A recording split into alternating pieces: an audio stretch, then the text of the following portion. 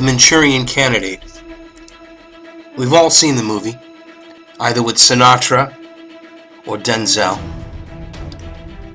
But The Manchurian Candidate is not fiction. It is very real. As you will see, the CIA has a great deal of influence on what we see and listen to. In fact, the CIA is responsible for the drug and counterculture. They are also the biggest drug smugglers in the world. From 1951 to 1953, the CIA conducted a mind control program called Project Bluebird. In 1953, Bluebird morphed into other mind control programs, including Project Artichoke, MK Ultra, MK Naomi, and MK Search. Government documents reveal undeniable proof that the CIA and the U.S. military have been successfully creating Manchurian candidates for operational use since the Second World War. There is also documented evidence that the CIA created the counterculture by unleashing LSD on college students in a behavioral experiment under MK Ultra. In fact, through my research, I'm quite convinced that many of the mass shooters and radical jihadists we are facing today are indeed mind-controlled Manchurian candidates, bolstered and handled by CIA operatives. This fact is documented in CIA documents on Bluebird and Artichoke, obtained through the Freedom of Information Act, proving that the CIA and military intelligence agencies have been creating multiple personalities and using these subjects in courier and infiltration assassination operations. The documented mind control research conducted included putting brain electrodes in an 11-year-old and controlling their behavior from remote transmitters, giving 150 micrograms of LSD per day to children aged 7 to 11 for weeks and months at a time, and building safe houses where CIA personnel watched prostitutes turn tricks and dosed them with LSD without the customer's knowledge.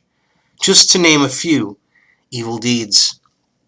Evil deeds that continue to this day as clandestine operations of the shadow government fostering in the New World Order.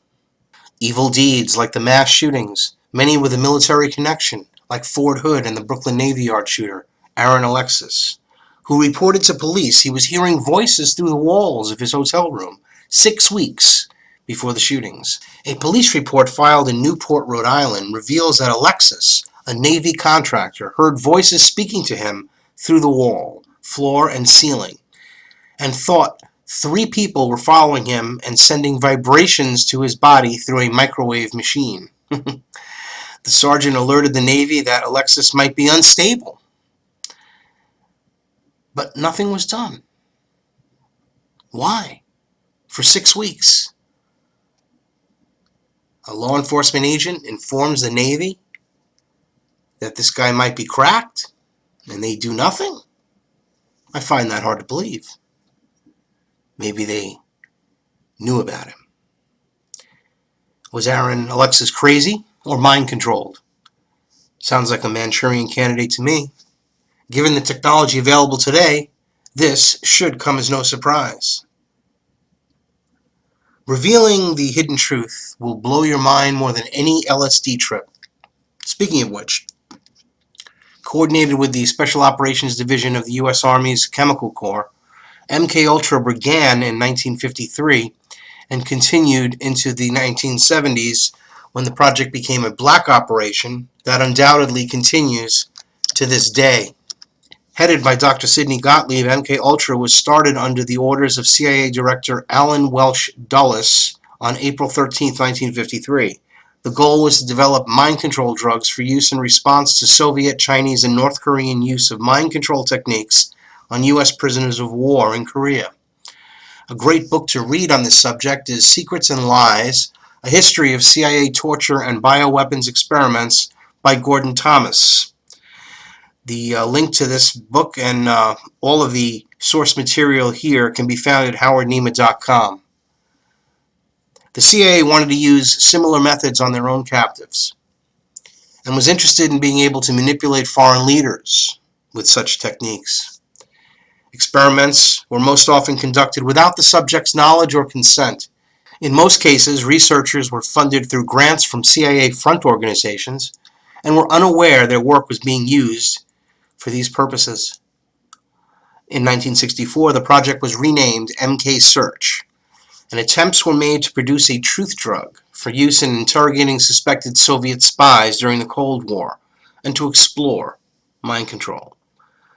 Another MKUltra program was called Subproject 54, the Navy's top-secret perfect concussion program, which uses suboral frequency to erase memory.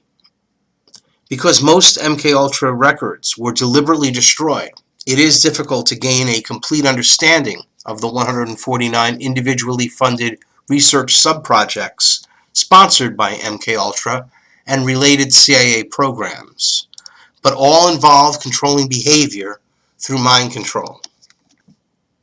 The MKUltra mind control program controls many sleeper operatives, including entertainers, political figures, activists, businessmen, and average everyday people. As you will see, the CIA has a great deal of influence on pop culture and what we see and listen to. Working in concert with MKUltra is a CIA propaganda program called Project Mockingbird, designed to influence U.S. public opinion via the news and mass media. Subliminal messages are a big part of this social engineering program that we are under assault by every day.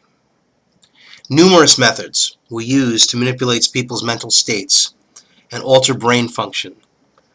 The use of hallucinogens like peyote and LSD, super hallucinogens, and other drugs, chemicals, sensory deprivation, hypnosis, torture, sexual abuse, including satanic ritual abuse. More than 100,000 people were used as guinea pigs in MKUltra experiments. Many were given LSD by the CIA in these studies. Some of these participants were famous, like the Beatles and the Byrds. In the summer of 1964, novelist and MKUltra volunteer Ken Kesey, poet and pedophile Allen Ginsberg of NAMBLA, the North American Man-Boy Love Association, and MKUltra volunteer Grateful Dead lyricist Robert Hunter launched a year-long cross-country trip in an artsy school bus filled with friends who called themselves the Merry Pranksters. Kesey and Hunter were CIA guinea pigs who eagerly volunteered to test the effects of LSD in experiments conducted at Stanford University in California. Kesey, author of One Flew Over the Cuckoo's Nest, wrote the electric Kool-Aid acid test detailing the year-long escapade. While on their year-long cross-county trip, both literally and figuratively, Kesey and Hunter distributed thousands of doses of LSD supplied to them by Ronald Stark, a CIA operative. The LSD was made in a U.S. government lab. In truth, Kesey and Hunter were the Johnny Appleseeds of the counterculture. In one of the Grateful Dead tunes, U.S. Blues, lyricist Robert Hunter writes, "I'm Uncle Sam, that's who I am, been hiding out in a rock and roll band." Indeed. A great book to read on this subject is Drugging America by former federal investigator Rodney Stitch. CIA counterintelligence operatives like to keep this diminished in media reports. But around the same time, in 1965, a student from Harvard University named Ted Kaczynski became an MKUltra volunteer. Some 15 years later, the Unabomber is born. Apparently, Kaczynski, a literal genius, lost his mind, moving to a small cabin in the woods and composing a ranting manifesto about technology destroying the planet while he cooked bombs he'd mailed to blow up corporate executives. Crazy genius or Manchurian candidate? You tell me. 80 institutions, including 44 colleges and universities, as well as hospitals, prisons, and pharmaceutical companies, operated MKUltra through these institutions using front organizations. In 1977, the U.S. Supreme Court noted that MKUltra was concerned with the research and development of chemical, biological, and radiological materials capable of employment in clandestine operations to control human behavior. So, ladies and gentlemen, we're under this right now. The pharmaceutical companies are advertising their poisons. The drug companies are doping up Americans. They're on psychotropic drugs. They're high. They're giving all sorts of drugs legally. Forget about the illegal drugs. The illegal drugs kill more than the illegal drugs.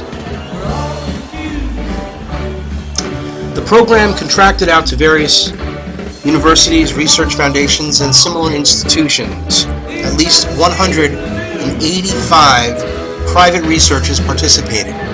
Because the CIA funded MKUltra indirectly, many of the participating individuals were unaware that they were dealing with the agency, although some high-level administrators did know they were working for the CIA.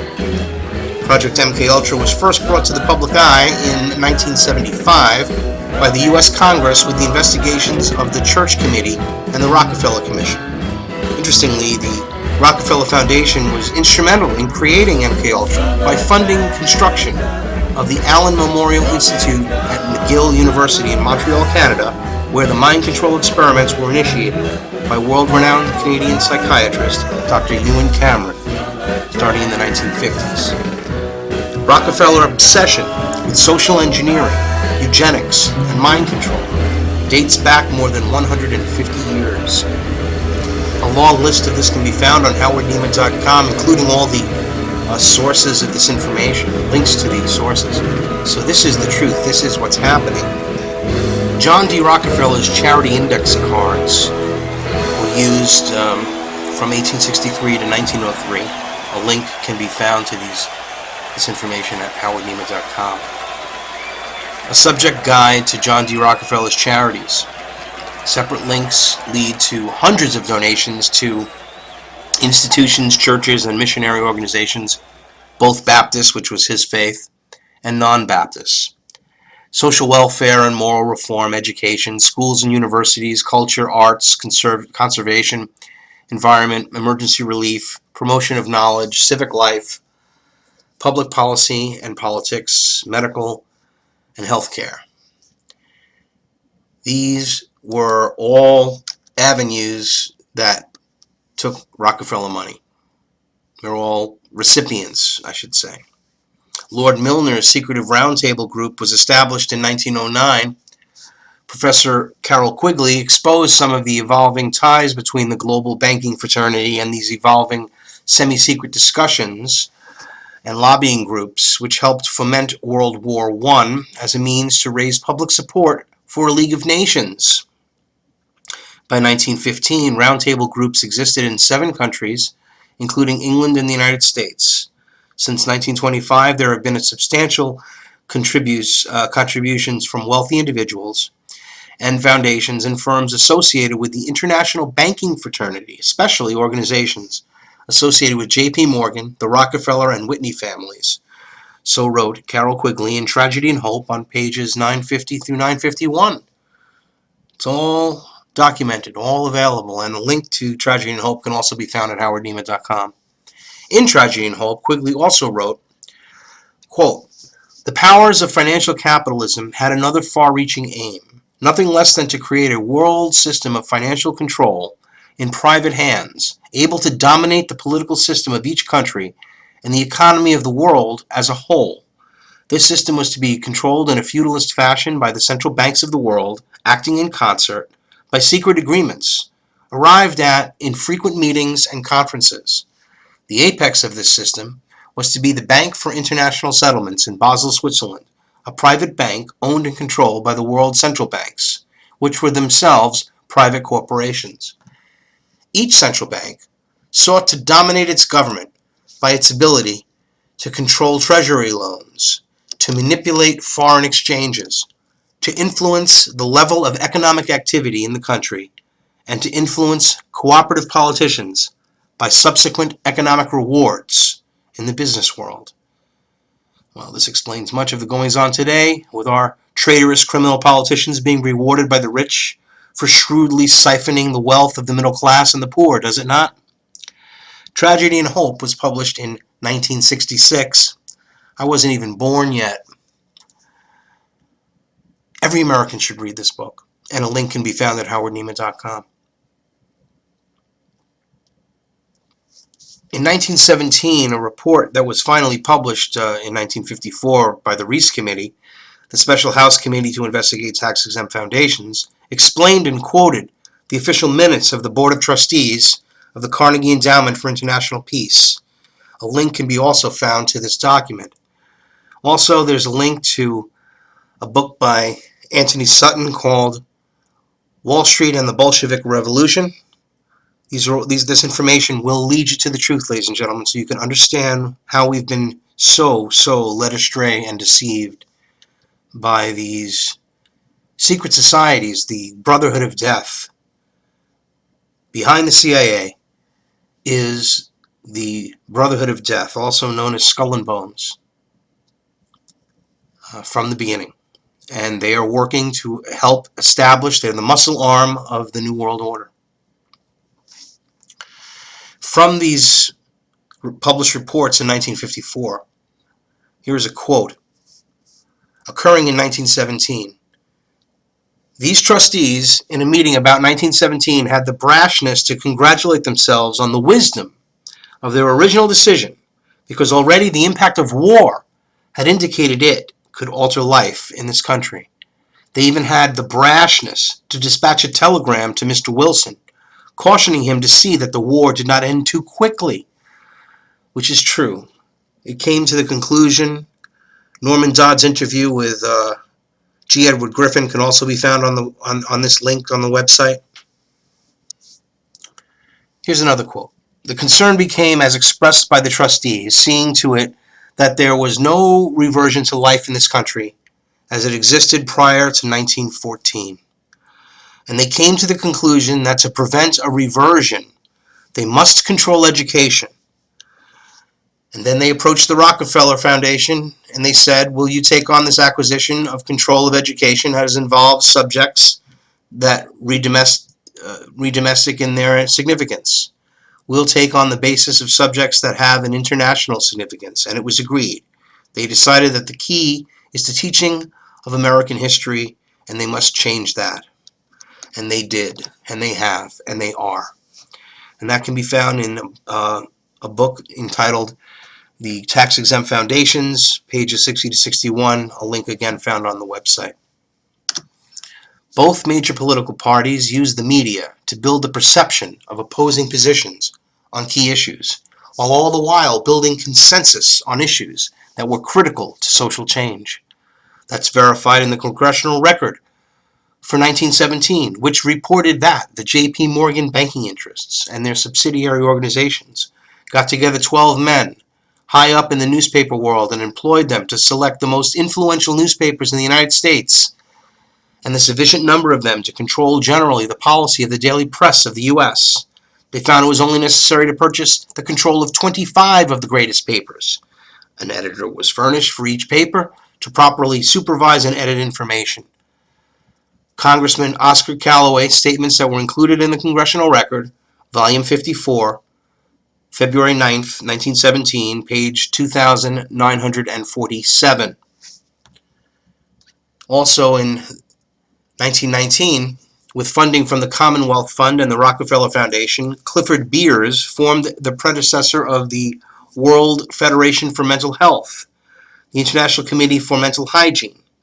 Other supporters were Clarence Hinks of the Canadian Medical Association, Adolph Meyer of Johns Hopkins Hospital, and psychologist William James of Harvard. In 1921, the Council on Foreign Relations was founded, mainly through Colonel House's influence, to build the needed network of globalist support groups. It would dispense tens of millions of dollars annually from the major tax-exempt foundations such as the Carnegie and Rockefeller Foundations.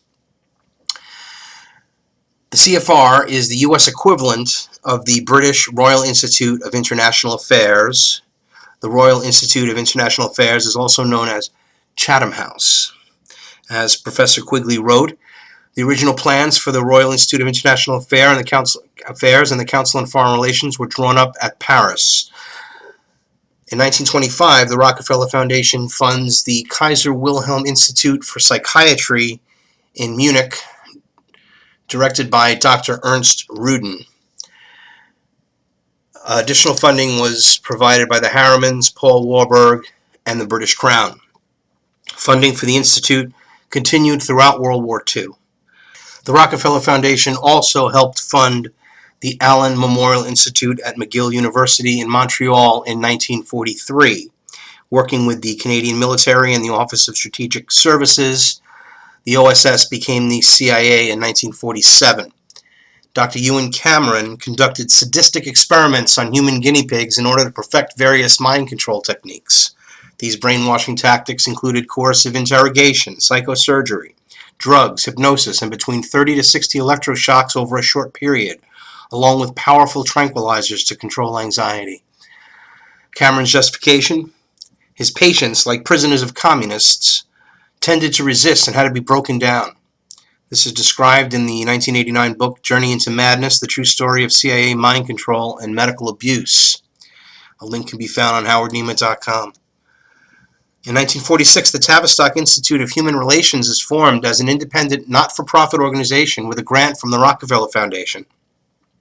Elliot Jacques was a Canadian-born psychiatrist, or I should say psychologist, and social analyst, and the founding member of the Institute, and was the first to identify the midlife crisis.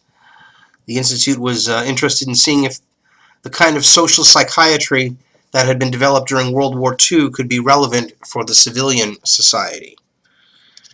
After a trip to China, David Rockefeller praised Mao Zedong, who had slaughtered over 60 million of his own people. In 1973, Rockefeller's essay From a China Traveler highlights the goals presented in UN reports such as the Commission on Global Governance and UNESCO's Our Creative Diversity. Links to both of these documents can be found on the website.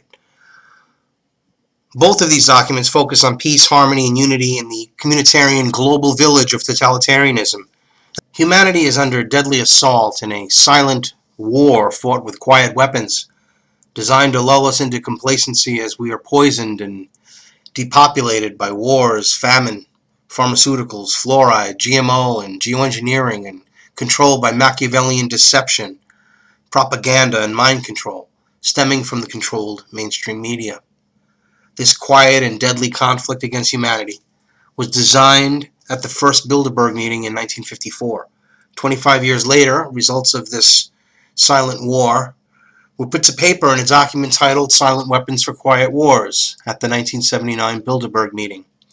A copy of this document was discovered in a Xerox machine purchased at a surplus sale in 1986. Great efforts have been made to discredit this very real document, a document not unlike the Protocols of the Elders of Zion, whose contents and agendas have not only been formulated, but have been realized and taken place over the years. The writing is literally on the wall. The thing is, the Illuminati, not the Jews, are behind this. It's not the Jews.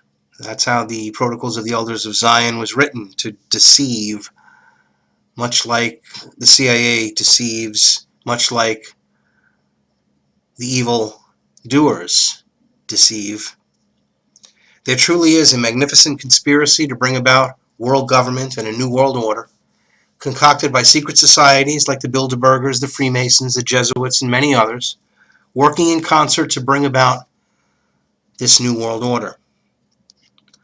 On September 11, 1990, George H.W. Bush called for a new world order where diverse nations are drawn together in common cause to achieve the universal aspirations of mankind: peace and security, freedom, and the rule of law. In reality, it is in order to enslave humanity in war, hardship, and slavery, where bankers rule the roost, controlling the political systems of each country and influencing public opinion to accept the elite's aims as the only way for lasting peace and prosperity.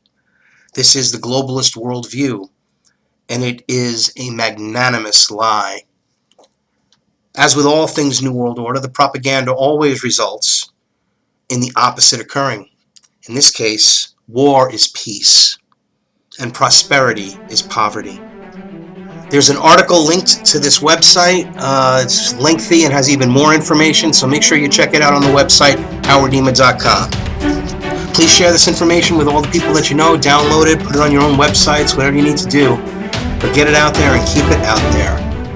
Be sure to check out all the links that I made reference to today, all the information, the sources. Research all this information. Find your own truth. There really is only one truth. And if you seek, you'll find it.